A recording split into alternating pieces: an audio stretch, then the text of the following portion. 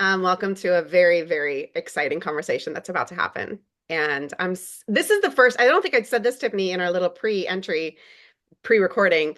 I think this is the first interview I've done for our community that isn't with somebody that I have had a prior relationship with, like in real life. Wow, I feel You're the honored. first, like, Thank you. I friend will from not fail afar. you. I will Yeah. not fail you. So I am like, but I'm totally trust and believe like what you have to give to this community is so aligned and spot on. So I am just really grateful that you chose to spend your first 30 days of your launch with us and to share a little bit about this beautiful book. Oh, so pretty. Look at She's her. so Look at that pretty. embossing on the title. Who does she I think mean, she the is? colors, like all of the colors are just my favorite, and I'm hiding your name. It's so freaking wonderful. I will also say I am not a devotional girl. I don't like them. But I like this book. They feel more like Yeah. essays and more like Yes, that's the goal. reflective, heartful things. The devotional world just got messed me up in my evangelical days. So, Mhm. this book that we're going to link to, and every woman needs to get it that's connected to our community. It's written by a woman, mostly women of color. It's a collection of women, but mostly women of color through a Jesus lens, and not everyone in our community identifies as such. But one of the things that I very much noted, and I think is exceptionally strategic and deliberate, is that God is not referred to in the masculine, Mm, right? Anywhere? Is that true? yeah, that was unless I'm quoting scripture directly, Yeah. but that was part of the no-fly list. Yep. Yep. You're So the I first recognize person on that. all of these interviews to notice that, by the way. Oh, it's really important to me. And Mm. I'm waiting for like a worship album that just speaks about God and the feminine. So someone somewhere needs to do that. But uh this book has a very global perspective. Mm. Um, and I also have noted that again, it's this is a 40-day devotional. Hasn't even been out for 40 days. So I have not read the whole thing yet. But what I have read, I have also noted that the vast majority of the authors that you have cited are also women. Yes. Yes. You have cut on to all the little bits and bobs that made this a collective whole.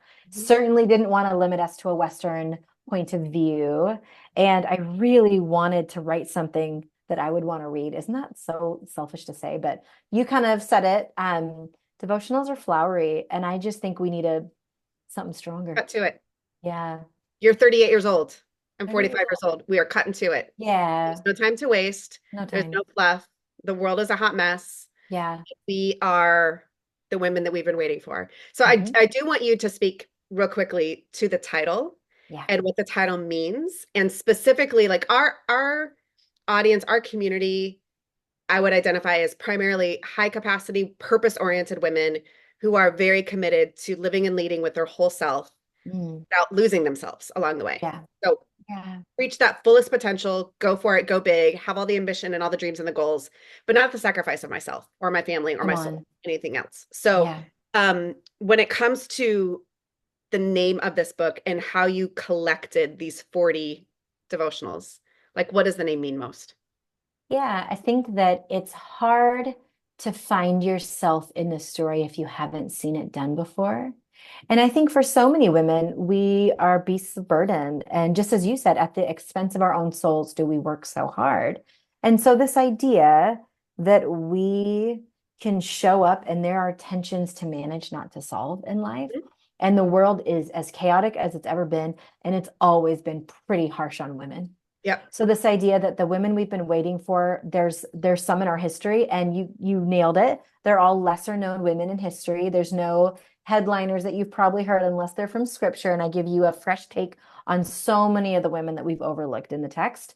And then additionally, I give you a holy imagination of what it could Yeah. look like to demand flourishing and in a way that does not sacrifice oneself. Because if we, as for those of us who follow Jesus, if we are going to love others as we love ourselves, the implied command is that we love ourselves and that Yep. we are quite literally taking care of ourselves. And so it's an invitation to take care of yourself, not as an indulgence, Yeah. not as escapism, and not as luxury, Mhm. but as you have oxygen in your lungs. And that requires such attentiveness. And it requires such an understanding of grief and glory and triumph and beauty and wholeness, because flourishing is going to look different for each and every one of us. And too many women will move the goalposts the closer we get to it. Yeah. So this book felt really apropos to where we're focusing as a community this month on our relational wholeness. And um, Mm, the women we've been waiting for, women, not woman, it's not singular, it's plural. One of the things that I say a whole lot is that we belong together and we belong to one another. Kind of that Ubuntu South yeah. African idea, right? Like that I am because you are, and we are inescapably bound to one another. Yeah. And so I think that as I'm reading some of these stories that my friends have written, that you have written, stories of women throughout history, including in the scriptures, there is this very beautiful idea of how we belong to one another and how incredibly significant our relationships are. And Mm, women have been both known to have incredible sisterhood and connection, and then also probably more so in like the leadership space, have been known for like cutting each other off or cutting each other down, or feeling the freight of being iconic, and there's only space for one of us in the room. yep. And Yep. so I'm curious, I want to have a conversation around just the power of those relationships, specifically, how do we be of support to each other? So, Yeah. first thing I want to ask is in the book, you talk about the importance of community in all of these different stories and the ways that we learn from one another, um, the value of collaboration. How can we do that better? How do our relationships impact our leadership? Again, with a nuance of, I think the way that women lead and the way that the future of leadership looks is going to be different. So, Yeah. how do we build these strong female relationships in support of one another? Yeah. Well, and let's back up, because the way we do that is first identify the subconscious aspects at play. And is that we identify women by their disadvantages and men by their advantages. We are so quick to rob women of agency and autonomy, whether it be the scriptures, whether it be the gym, whether it be at church, whether it be people on Instagram, whether it be people of a different faith tradition or no tradition. We are quick to identify by women by all that she is not, by her weight, by Yep. her looks, you name it. Mhm. And we are the ones robbing her of her agency and autonomy. And so the example I'm going to pull from here is from the ancient world. And in a time where we're quick to rob them of their place in space and their voice, but they exercised agency and autonomy and when in a space that it was not handed to them. They were Yep. not waiting for permission slips to lead. And I feel like your community is going to appreciate what I'm about to say to kind of set us up. Women in the ancient world did not parse out the political, the communal, the familial, the sacred, the Yep. holy, the Yep. physical, the financial. They Yep. were integrated Yep. identities that they to make a whole person. So in our Western context, we are so quick to be like, okay, nobody gets to know how I vote, or nobody gets to know this part of me, or this is what people get to see here, and this is what I'm gonna. Everything is compartmentalized, Yep. and that was just so unheard of in the Yep. ancient East. So I want to answer your question, I want to give the example of Mary and Elizabeth. We have a geriatric cousin and a girl from the other side of the tracks who's a teenager. And instead of usurp each other or brag each other, Mary shows up on her cousin's doorstep, freshly pregnant, terrified out of her mind. And the first thing that comes out of Elizabeth's mouth is an iconic Hebrew celebration and blessing. Blessed are you above all women. The only other time we see this, April, is with Deborah and Jael, who ushered in victory by violence. And now here you have two women with this massive age gap, with this massive socioeconomic gap. One blesses the other. The one with power blesses the one without power. This is incredible. In a world where there was such little power for women, Yeah. we see power shared. We see Yeah. blessing shared. We see community instantly. And even more so, I have chills talking about this because I did not shave my arms today. We see Mary and her Magnificat. We see her song Yeah. only after Elizabeth gasses her up, Mm. only after Elizabeth's encouragement. So not only is there shared power, and they are leaders of the liberation movement. These two women are the first leaders of the liberation movement. And they both fall pregnant, and one of them, we have this is just for free. This is I'm just off. I'm just giving us all a tangent because it's too good not to say. sexual subjugation and violence is threaded through the Old Testament. And Yep. now we have Mary, and a man did not lay a hand on her for her to carry a baby, and it is the son of the liberation. So it's just a beautiful picture of this power on its head. Yeah. And so not only do we see shared power between women, we see them not hoard it, but encourage each other, and they tell each other what's true when they can't see it for themselves. So how do we practice this power? We tell each other what's true and good when we can't see it for ourselves. Because it's very hard to see the goodness in our leadership journeys and in our our journeys as a woman in general Yep. when so much is coming at us and we're in so much chaos all the time and everyone's pointing out the ways in which we fall short. And we're the ones quickest to point out the ways in which we Yep. fall short. Mhm. Hard to see us by our advantages when we are so culturally conditioned to Mm. evaluate ourselves by our disadvantages. Mm. I mean, that was a whole message. That was a whole word. Over. Thank you for joining us today. I mean, Tiffany, there's so many things, so many layers of beauty and power in that. And I think that that tags us in really nicely and beautifully into this next question around women have carried a lot of relational burden, Mm, responsibility, not as much authority or not as much power. Um, but particularly when we are in leadership spaces, we are navigating a lot of complexities, mhm, personally, professionally, right? Like I have 3 kids. You've got 2 kids, right? mhm. I remember distinctly my 3 kids were under the age of 4. I had just wiped my newborn kiddo's poopy diaper to like run off to work.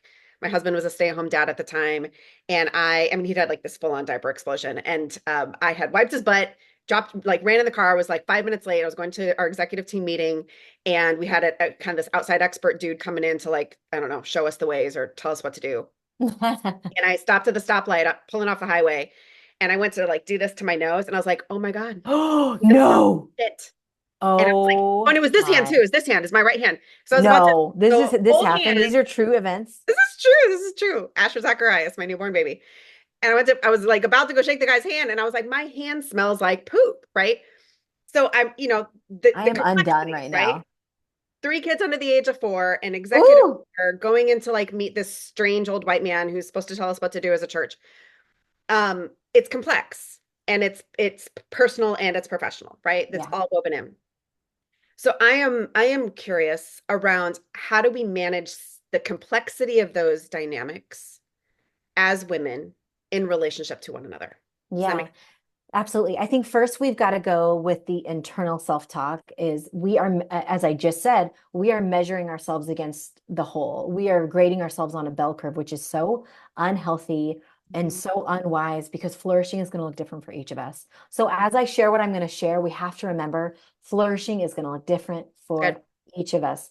Her flourishing is not your flourishing. Your flourishing is not her flourishing. Being able to rightly name what that looks like in your current season is the first way we can be a blessing to others because much of our spiritual formation is in solitude and silence, but the other half is in, as you said it, it's in relationship.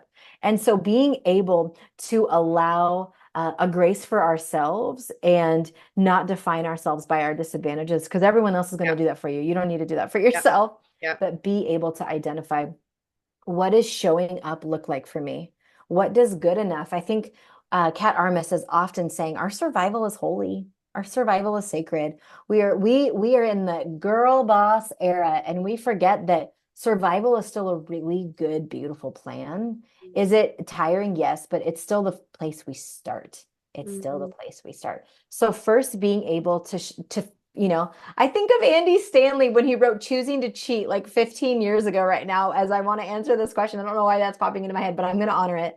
In Andy Stanley's book, which, the most privileged of white men among us in the church world, with a mega church in Georgia, but he talked about you're going to choose to cheat somewhere, whether it's family, whether it's your leadership. There's going to be Yeah. something's got to give. So decide who am I going to cheat right now? And he Mhm. said, I will always cheat on leadership to be with my family. And he's like, I remember a time I needed to be home at 4 o'clock every day because that was the season. And he's like, it wasn't forever, but there was like, 8 to 10 years where Yeah. that needed to happen. And I wouldn't say as women, we always have that opportunity to set our own hours or Yeah. we don't have that luxury, but in whatever way you can, Yeah. how are you ensuring you're making the main thing? Because you are not going to be graded at all. And I think that's a lie that we're under the impression of, that Mhm. like I can do it all, I can be it all. What a load of crap. No, you cannot. I mean, you had poop on your hand. You cannot be it all and be everywhere and be all the things, because life is going to happen to you. Yeah. And the small things of poop on your hand that you're going to get over in 5 minutes, but far worse has happened to women, Yeah. far worse. And so being able to identify what keeps me me, Mhm. and how can I show up in the best way I can? Because we are not going to have grace for other people if we don't have it for ourselves. Mhm. So, as we talk about in relational wholeness, first offering outrageous grace and gentleness to yourself, because how could other be nourished by the fruit of the Spirit if it tastes bad in your own mouth? Mhm. Mhm. So, being able to identify the grace for yourself and the grace you're going to offer to others, because too often we define relational health if others meet our expectations. We Mhm. equate that to relational health. And in reality, what does it look like to love somebody? It looks like to love somebody by loving them as they are. Of course, rooting for their wholeness, of course, rooting for their growth and their healing and their expansion of self, their true self rooted in the spirit. But Yep. it is at an elementary level, loving them as they are. And Mhm. going back to Elizabeth and Mary, I think of being able to tell them of what's true, being Yeah. able to tell them of what's true. I think of, we think of Naomi and Ruth, and Naomi who says, "Call me bitter, call me Mara. My name is bitter now."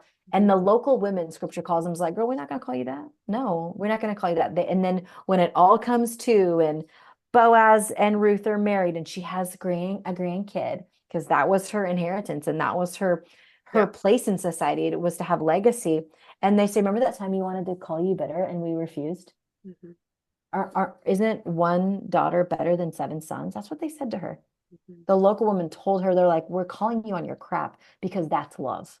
But Yes. we also are going to love you as you are and in your situation right now. Yeah. But we're going to continue to move along with you." Yeah. I mean, I think that that's one of the things I hear most strongly from this bit is the power that we have to help us change the power that other women have to help us change our narrative, Come on. to hear the truth, and then to align our lives and our actions accordingly. And like you said, there's a lot that we cannot change, but there's also a lot that we can change. Yeah, come on. And the things that we can change, we best do it. And it happens easier and better in community. It Yeah. happens, transformation just happens better in community. And so the way that we belong to each other and support each other is going to make all the difference to our ability to go, okay, I'm not bitter. Yeah. Maybe I am for this moment, but it's not going to define me. It's not going to be my name.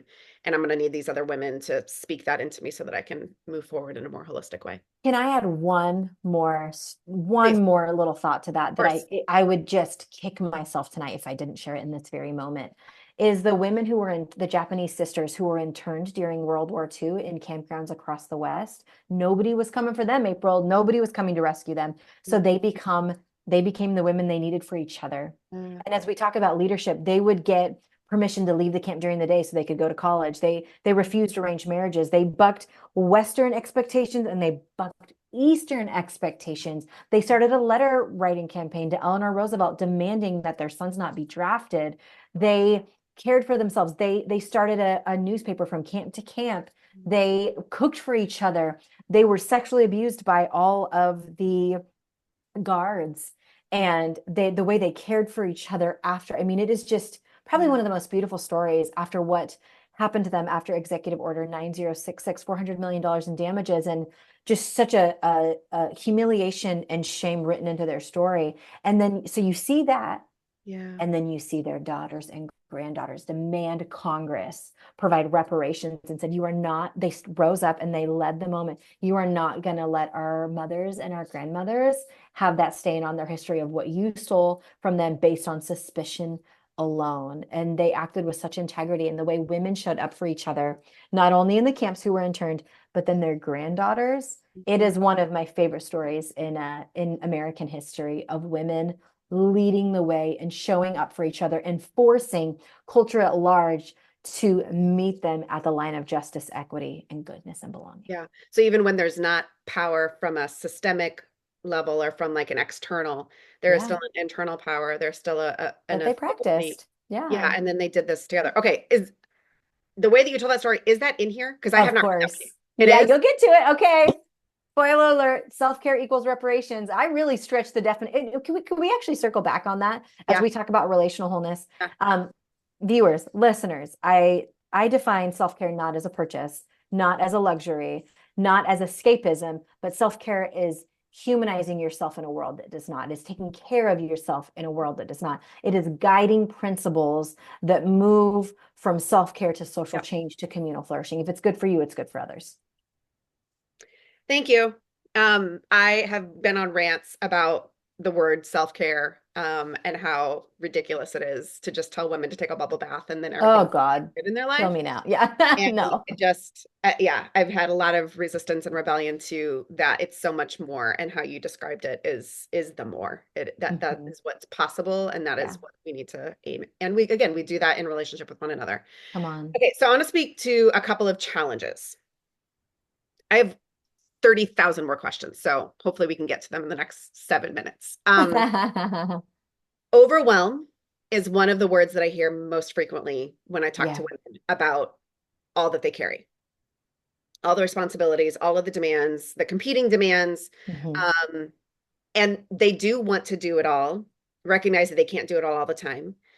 But that feeling of overwhelm can be so paralyzing. And so I am wondering how you think about overwhelm for women. How do we move through that without compromising our effectiveness or our souls? Yeah, I think Overwhelm's dirty older sister of burnout is quite related to this conversation. And I think overwhelm is associated with expectation. So being able to rightly identify the source of your overwhelm, because the majority of us cannot escape the source of stress that we live in. It could be Mm, your husband, it could be your in-laws, it could be your job, it could be your kids. I don't know your life. You know what I'm saying? You like it could be yep. anywhere. And Mhm. so being able to say, okay, well, what would goodness look like in this situation? Mhm. Okay, I'm overwhelmed in this pinpoint. There's just not enough money. I'm overwhelmed right here. Okay, what would goodness look like? So Yeah. many of us are overwhelmed and we can't figure out how to get off the hamster wheel because we haven't identified what whelmed would It's like look like. identifying the gap.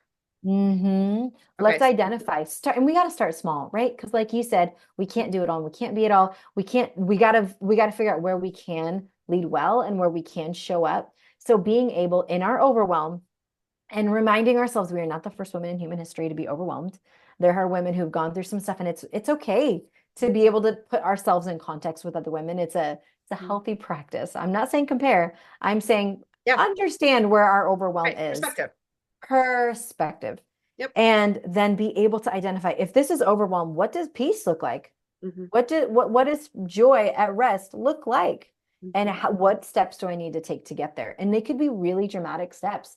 There could be saying no to things, which is terrifying for women because we associate our achievement with our worth and our importance. There could be stepping back. There could be moving away. There could be ending relationships that have contributed to this Yep. overwhelm. I think we have to identify where it came from, what does flourishing look like, and we got to work backward and begin with the end in mind. Mhm. So good. Okay, I want to go to page 74 in the book. Oh, that is so specific. Here we Mhm. go. I'm ready. The dog-eared page. It's the culture of belonging chapter. Who wrote this? I think it's, Lucretia Carter-Berry. yeah, I don't yes. know her.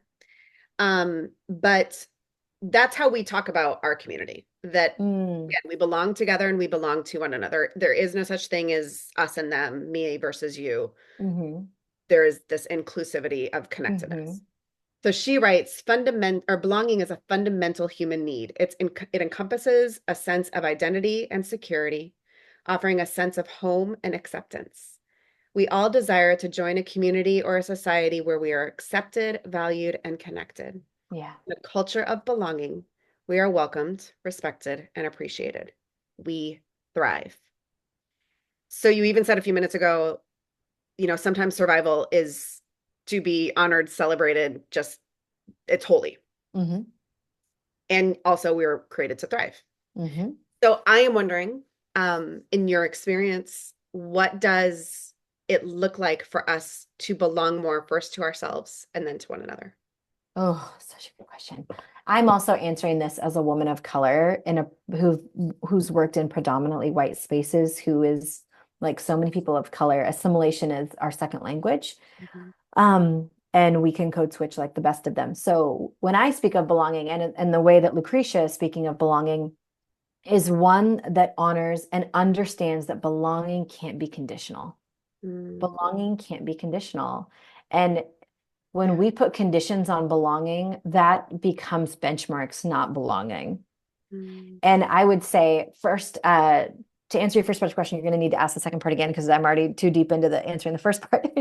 Is when we search for belonging and what does it look like to belong is understanding psychological safety. And I think there's so many of us, so much of our lowercase t trauma comes out of places where we thought we were safe, April, and we weren't. mm, And we weren't. And we find out the hard way that this was not a safe place for me. And we have the wounds to show for it. So I mm, would say when we're looking for that place of belonging and we're seeking it, and I think that in this day and age, so much of that happens online. I mean, I think of, Azer and what you're doing, and so many of us don't have that in real life. And yeah.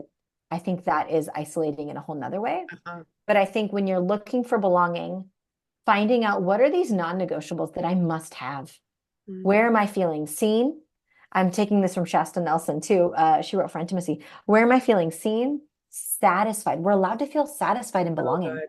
We Yeah. don't just spend ourselves to stay in the club. We don't spend ourselves to stay in the club, whatever that club may be, Yep. church, Yep. this mom group, whatever that may be Yep. at work. When you are spending yourself and just tripping over yourself trying to stay in somebody's good graces, I think that that opens up the can of worms of people pleasing as a trauma response Yeah. in order to be accepted. So when we want to move it and center it back to belonging, we need to remember we're allowed to be seen and safe Mm, and satisfied and deeply being satisfied. safe and sound. Belonging is satiating.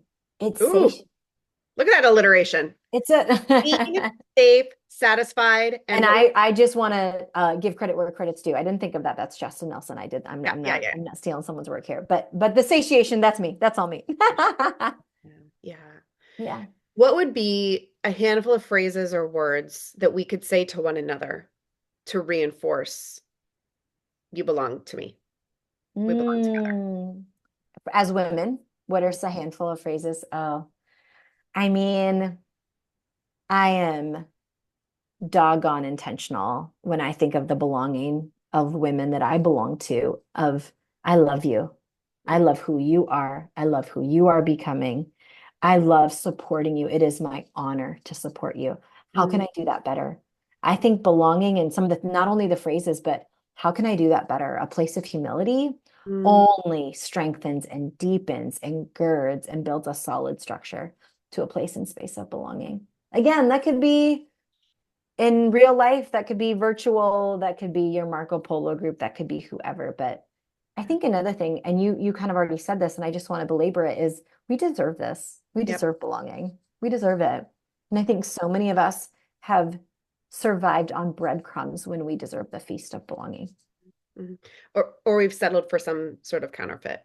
Mm, Enough, or mm. that's all I do deserve is Yeah, some shallow part of that. And yeah, I think that for a lot of years that was my story because I thought that I was too much, and I think that for especially for women who lead and have some sort of faith background, that is a strong narrative. And then you add in any sort of intersectionality to that and it's like even more, oof, yeah, right?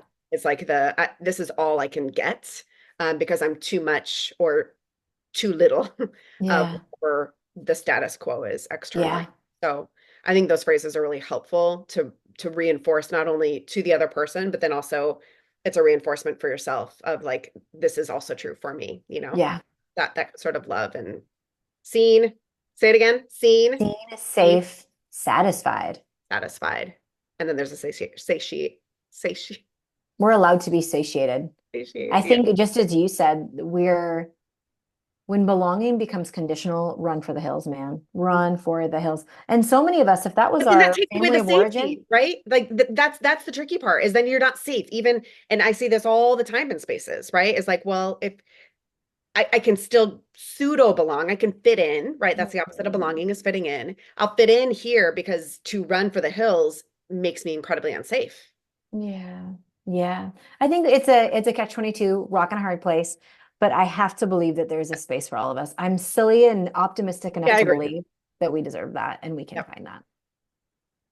Uh, we talk a lot about vulnerability. We're big Brene Brown fans around these parts. Oh, We hey. refer to her as our patron saint. Um, you talk and reference and allude to vulnerability quite a bit in the pages that I have read. Mhm. And that is, that's our accurate measure of courage is how vulnerable we can show up in the world. How do you think vulnerability actually serves our relationships and our leadership? Because again, Mm, in white male supremacist spaces, vulnerability yeah. is like the kryptonite, but it actually is, I think, the future of leadership and the way forward and our connectedness to one another. So, yeah, how do you see vulnerability as a strength in our relationships and in our leadership? Okay. Strength in our relationships. I think too many of us have had friends and we're like, I don't know you. Like, I don't know you. We've been hanging out or Mm, for far too long where it would have been appropriate by now to know you. I know yeah, you, but I don't know you. yeah. And we realize the lack of vulnerability. And going back to Shasta Nelson, as I'm thinking about this, she's getting a lot of airtime today. She's next on the docket. The chief reason we're lonely is because we're not vulnerable. Yeah. Loneliness, the symptom is a lack of vulnerability. And so when you talk about specifically in relationships, what role does vulnerability play in relationships? It's an antidote to loneliness. I agree. This is your antidote. This is your silver bullet to prevent loneliness. Mm, Going back to wanting to be seen in yeah, relationships and yeah. the role of vulnerability. And just to bring this to of the body of work that we've been talking about, is the majority of the stories that I present, the majority of the stories that other contributors present, and the women we've been waiting for, the women, as you said, it's plural. It's the vulnerability that they went together. They Mm, went together. There were other women around them that were in honest understanding of each other and each other's downfalls, each other's shortcomings, and not exploiting it. yeah. So when Oof. we talk about vulnerability in relationships, a refusal to exploit and understanding it's the antidote of loneliness and that it needs such safety. Vulnerability is earned, not given. We know that. But it requires such safety and is reserved for such safety that if we ever offer vulnerability without safety, we've really missed it. We Mm, really missed the mark. Now, flip that to leadership, the yeah. role of vulnerability in leadership. Vulnerability in leadership allows oneself to be intimately aware with one's inner life and outer life. I believe it's the bridge that connects an outer life to an inner life. To have Mm, a rich inner life is necessary, and we're missing out on the whole reason for life if we don't. yeah. And so to the vulnerability gives us such blueprints for what's needed in our own lives, but in the lives of others. And it only enhances our leadership to be intimately aware with our vulnerabilities, as well as be intimately aware with others' vulnerabilities. Again, not to exploit, Mm, not to gaslight, not to manipulate, but to protect and uplift and provide opportunity for and to fix systems that are broken. When mm, we rightly treat vulnerabilities with the care they deserve, they're not exploited. We fix systems. yeah. We fix things. We fix things. Yes, Uh, please. it's a it's a beautiful thing. In my previous work, Pray Tell, I write about abusive power at a women's expense. And in my final chapter, I talk about what happens when women are in places of leadership. Safer streets are designed, safer laws are passed, men are less risky because women are so diplomatic in nature. It Mhm. is a beautiful thing what happens when women, why? Because we're so intimately aware of our vulnerabilities. Dare I say, April, that it's one of our superpowers. I agree. I agree. Oh my gosh. Okay, I want to honor your time. We're already over. Page 37. Here I was thought we were going for a full hour, so I'm great. I'm good. Oh, you No, I only honor. scheduled 30 minutes with me, and I was like, I will do my best. It sent me a Cover. calendar invite for an hour, so I'm good. You do Oh, it you. did. It did. It sent me 2 to 3, but you go. We All right. do whatever All you right. Well, want. then You're the we might have a queen of couple this bonus castle. questions. Okay. Um, this is a chapter on healing. This is your chapter, one of them. Oh my gosh, this chapter is so good. So, the root word of wholeness is healing. Mm, And our community knows, I'm gonna cry. Um, these last 18 months have been the hardest 18 months of my life.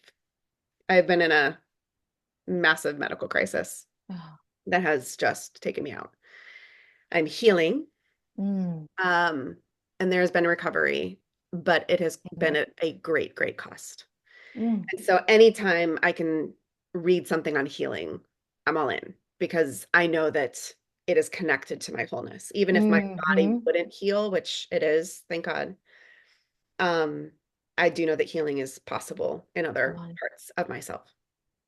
So you write on page 37 in the chapter on healing that perhaps coming home to ourselves is a restorative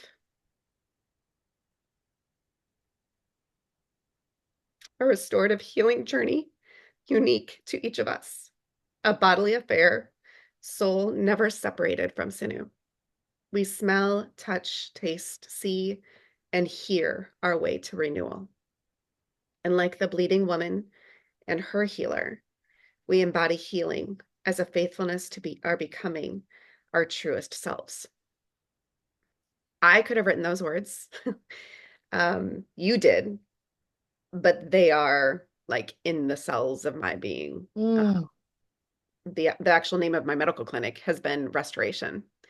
So, wow. it has been a restorative healing journey for me. And yeah, I mean, every single word just feels loaded, like coming home to ourselves. We hear that so much in our community Hmm. is this leadership journey, this external thing is connected so deeply to how do we come back to ourselves, like what Yep. was originally intended in design that has been stripped away or lost or stolen or robbed. Yep.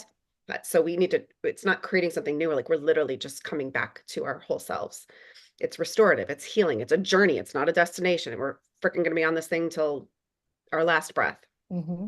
And it's unique, right? There's things that Hmm. are universal, absolutely, because we are common, but then there's also the unique ways that we're designed. So I think the question slash blessing slash what's your word on what it looks like for us to live an embodied experience of that.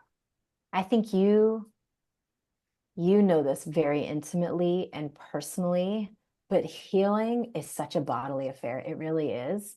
And I think that we're so quick to think of healing as abstract, Mm-hmm. but healing, it resides in our bones. It resides in our body, whether it's physical healing we're after, mental healing we're after, relational healing, financial healing, communal healing, spiritual healing. It lives within us. We hold it. We hold it. And being able to recognize that we bleed, we hurt, we ache. And I think of Jesus right now, of just this could have been done differently, but Yeah. Jesus came in a body. He Mm, came in a body that was broken and bruised and then made whole. So yeah. we have a picture. We got to see resurrection. 500 people witnessed it in person. And that's our promise too, is wholeness was always part of the plan. Mhm. Wholeness was always part of the plan. I think of Viola Davis in her memoir, Finding Me. She said, our purpose is to heal. Our purpose isn't individual to each of us. Our purpose is collective when we all have the same one, and it's to heal from what's harmed us. And Mhm. when I remember reading that right after the book came out, I actually listened to the audiobook because she was narrating it. Won a Yes, Grammy for that, by the way. I know. But thinking, I remember weeping in the idea of like healing is my birthright. Mm, Healing is the whole plan. From the moment I took my first breath, it was to heal.